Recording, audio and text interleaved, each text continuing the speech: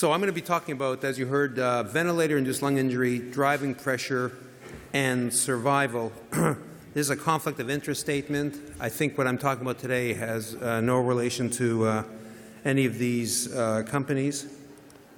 So overview. This is what I'm going to do for the next 12 or 15 minutes. First of all, I'm going to define what driving pressure is, or how we're using the term. And then, more importantly, perhaps, address the question of why driving pressure might be an important predictor of mortality in patients with ARDS. Then I'll present some data from a paper that appeared earlier this year, and then ask the question, and I think an important question, is driving pressure just a marker of severity of the underlying disease, or in some way does it tell you about the disease process as an independent marker? And part of that will be something called mediation analysis. I'll mention this again when I come to it. I'm not an expert on mediation analysis. It's a statistical approach, but I'll present a little bit on this and then conclude. So what is the driving pressure? Well, there's actually a few different definitions for driving pressure. One definition is the peak inspiratory pressure minus the PEEP level. The other is, and that you can think of as a dynamic driving pressure. And I don't know whether Marcus Schultz, who's the next speaker, will be talking about this in terms of energy, because there's a dynamic component to it. For what I'm going to be talking about, driving pressure is the difference between plateau pressure and PEEP. So it's that difference between the end inspiratory pause minus the PEEP pressure.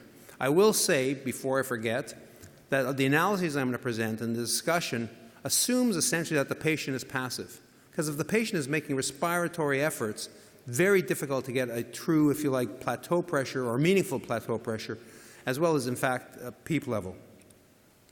So where does this come from? Well, if you look back through the literature, there's a number of studies that have looked at driving pressure, although they didn't necessarily use the term driving pressure, and effect on injury. This is a paper from about 25 years ago by Corbridge and colleagues, excuse me, in which they looked at the effects of large versus small tidal ventilation in a model, animal model of acid aspiration.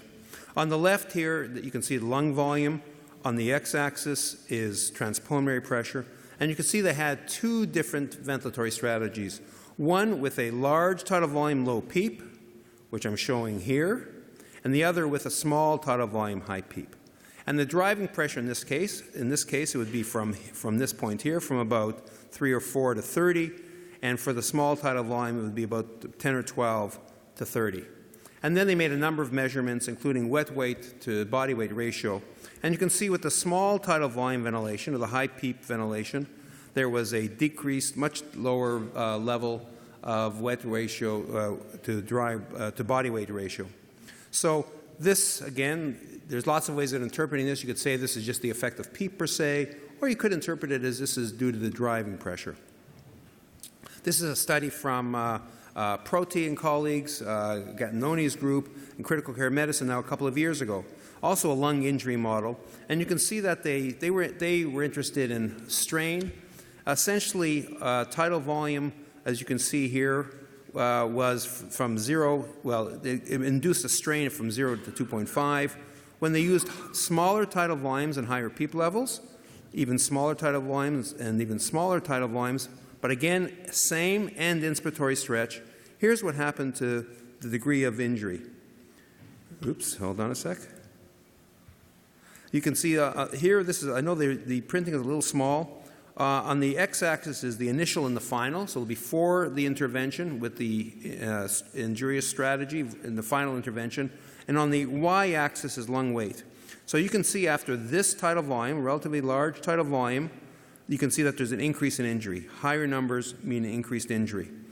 As the PEEP level went higher, injury appears to be less, even less. And you can see here at the high levels of PEEP, with small tidal volumes but the same end inspiratory stretch, essentially no change in injury. So again, if you think about this, these are smaller, this is large to small delta P or driving pressures. Well, the same is also true at the cellular level. So this is from a study 15 years ago by Chumperlin and colleagues looking at cell models. And what they showed was when they looked at deformations that went from the cells being static versus expanded completely and expanded completely, that type of injury led to cell death. However, when they stretched the cells somewhat and then had the same end-inspiratory stretch, the cells survived. So all this, if you could think about this, this isn't, of course, this is not driving pressure per se as we think of it in patients, but still the concept was similar. So what's another way of thinking about this? Because you might say, well, why does the plateau pressure minus the PEEP, why should that be important?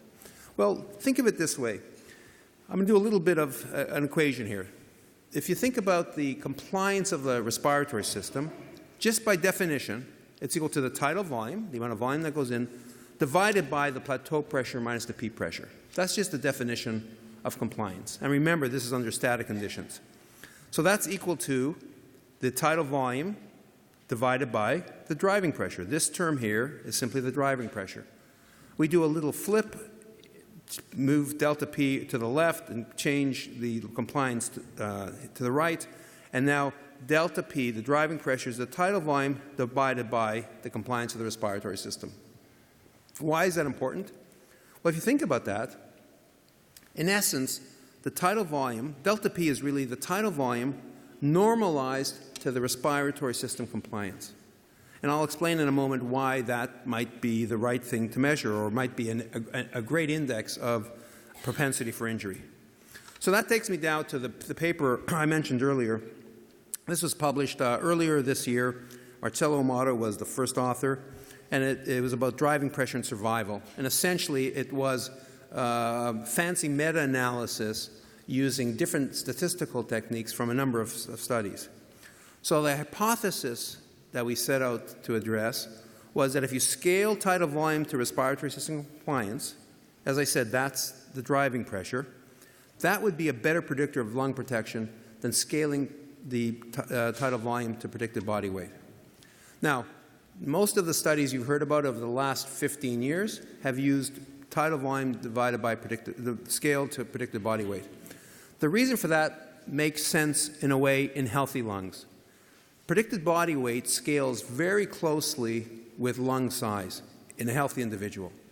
So if you think back 20 or 30 years or 40 years ago, we used to set the tidal volume based on the measured body weight. That didn't really make much sense because what you want to do is scale to the size of the lung. If someone happens to gain 100 pounds or 50 kilos, their lungs are still the same size. In fact, might be a little bit smaller. So why scale to body weight? Why scale to actual mass body weight? However, predicted body weight tells you the size of the lung. So this makes a lot of sense. However, in the context of ARDS, where one has baby lung, essentially, makes a lot of sense, makes more sense to scale to that size of the baby lung. Well, compliance, in a sense, tells you that. That's why the compliance is decreased, largely because of the decrease in volume. There's one important caveat. I'll state it up front. That analysis I just described would make most sense if you looked at lung compliance rather than respiratory system compliance. Because if someone has a stiff chest wall, that's no reason to think that that's going to affect this analysis. But it turns out that this is not such a big factor, and we can talk about that potentially in the discussion. So what we did was, first of all, a standard risk analysis. That means multivariate analysis. And we had a number of samples, a number of studies that we used, and I'll show you those studies in a moment. We had a derivation sample based on 4 relatively smaller studies, and then we had a couple of validation samples from 5 other studies. So we had a large sample size of about 3,500. That's useful because, as I said, we could do a derivation and then test it in a larger sample size. The other thing we did is this mediation analysis, which I'll come to a little bit later, and essentially included the same cohorts that the standard risk analysis was done. So this, I know there's a lot of information here. The message here really is simply that we had all the studies, we had all the patient level data from 9 different studies, studies that are well known in the literature, the Amato study, the Stewart study, Bouchard, and a number of others from the ARDS network and the EPVEN study. So this was a large number of studies. So here are the results from the model. So the first model included, remember this is a regression analysis, included these 5 variables, the trial, age, risk of death, pH at entry, and PF ratio at entry. All these were significant. These were independent predictors. And then we included delta P on the first day. And you can see that was also significant. When we now looked at a different model, including all the variables from 1 to 5 shown in Model 1, and delta P and compliance, you can see delta P was still significant. Compliance added nothing. When we looked at a different model, that included again delta P, but now tidal volume by itself added nothing to the analysis. All the information appeared to be contained in the driving pressure. The same was true for plateau pressure. Again, you can see not significant p-value. And the same was true for PEEP. Again, non-significant p-value. So what does this look like when you sort of graph it out and think about it? Well, this here now is quintiles of the various variables. Let's say quintiles in delta P on the x-axis. The y-axis is airway pressure in centimeters of water. So here's the situation. We took basically all the patients, divided them into 5 groups. And as you see, as plateau pressure increased, here's what happened to mortality. The multivariate relative risk of death in the hospital increased. Not surprising. You'd expect that as plateau pressure, the probability of death will increase. However, when we looked at this at matched delta P's, like now what we have is plateau pressure is increasing. As opposed to before where PEEP was kept constant, we let delta P be a constant here. So just to remind you, here we've got increasing plateau, constant PEEP, increasing mortality. Here we have an increasing plateau pressure. You can see quite similar to this. But now delta P is constant. You can see absolutely no change in mortality. And when we looked at it the other way, constant plateau pressure, now decreasing delta P, decreasing driving pressure, you can see mortality decreased. So what this contrast shows is that higher plateau pressures are not necessarily risky in terms of mortality. It all depends on what happens to delta P. Here, higher PEEP levels, which we think of as being protective, not always protective. What happens with delta P. That's really the message. And here's putting all the data together on a single plot. The x-axis here is driving pressure, centimeters of water. The y-axis is the relative risk of death in the hospital, and you can see a pretty nice relationship with delta P. The important point here is that delta P is on the x-axis. The tidal volumes varied substantially across here. So, of course, the tidal volumes were smaller on average down on the left, where the mortality was low, where delta P was low, but they could be as high as 7.5. On the right, with a higher mortality, the delta P is higher, the median tidal volume was 8. Some patients had a median tidal volume, had a tidal volume of 5.7, and yet they had a higher mortality, expected mortality, associated with a higher delta P. So let's look at another way. Now this can the decrease in mortality or change in mortality be explained by decreasing tidal volume normalized to predicted body weight? And you can see here with plateau pressure constant, there's no effect of lowering tidal volume. The relative risk remains 0. And if you scale tidal volume to compliance, i.e. the driving pressure, you can see that as this VT normalized to compliance decreased, so did the relative risk. Here's another way of looking at this. We took all patients who had plateau pressures that were less than 30 and tidal volumes less than 7.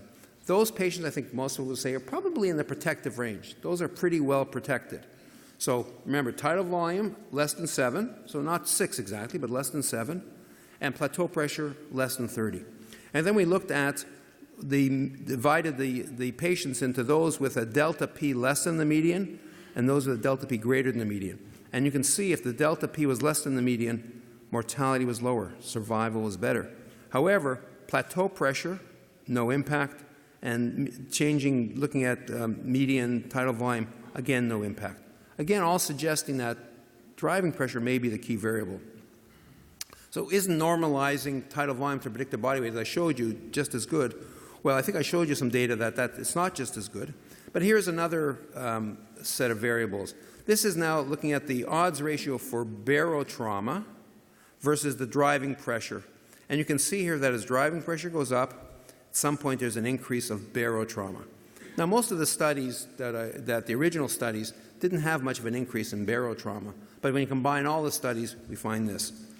When we looked at tidal volume on the x-axis, normalized to predicted body weight, you can see here absolutely no impact. Again, suggesting that the driving pressure may be the better variable to use. So I guess the question you all have now is, well, isn't delta P just a marker of the severity of disease? And it certainly is. That's part of it. You know, and the reason it's that is because the compliance is in the denominator. So if you have a patient with very stiff lungs, very sick, compliance is low, delta P will be high. So can't that be the explanation? And that's where, in fact, this mediation analysis comes in. And as I said at the beginning, I'm certainly not an expert on this.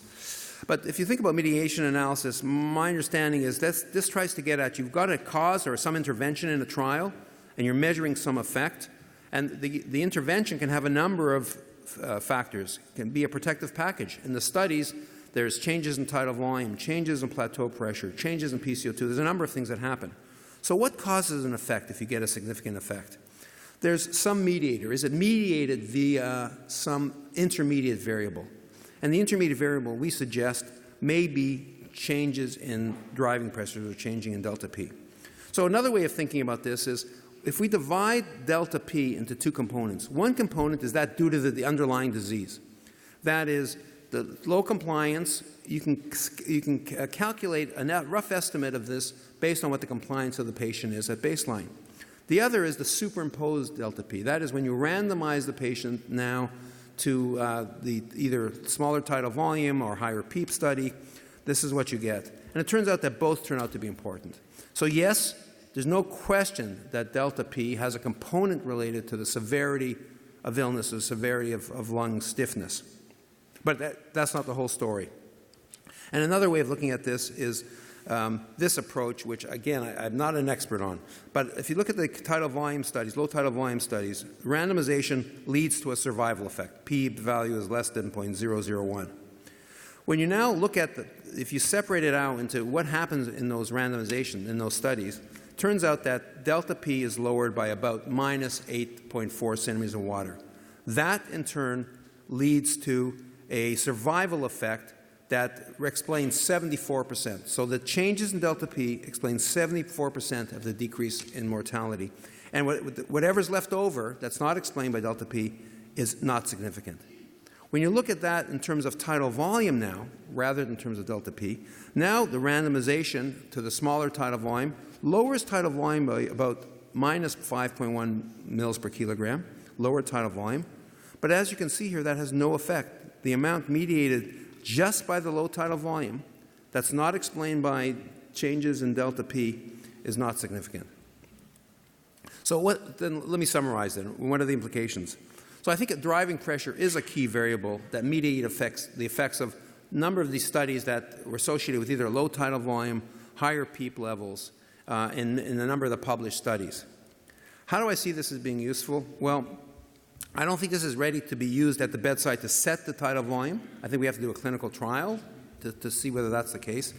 But it may be useful in helping identify those patients who are at high risk of death. So, for example, we were talking earlier today about a trial of ECMO. Well, how would you pick the patients for ECMO? Maybe you pick the ones that are at high risk for death, and that might be those with the higher delta P. At the bedside, I think that delta P is a reasonable predictor. If you have a patient with a high delta P, you can think that the likelihood of mortality in that patient is higher than if that wasn't the case. And whether, as I said, it's useful to set ventilatory settings, I don't know at the present. It's certainly the hypothesis there. You might want to play around with the ventilator settings to minimize delta P, but I think that has to be investigated in a clinical trial. Thank you very much, and I'd be happy to answer any questions.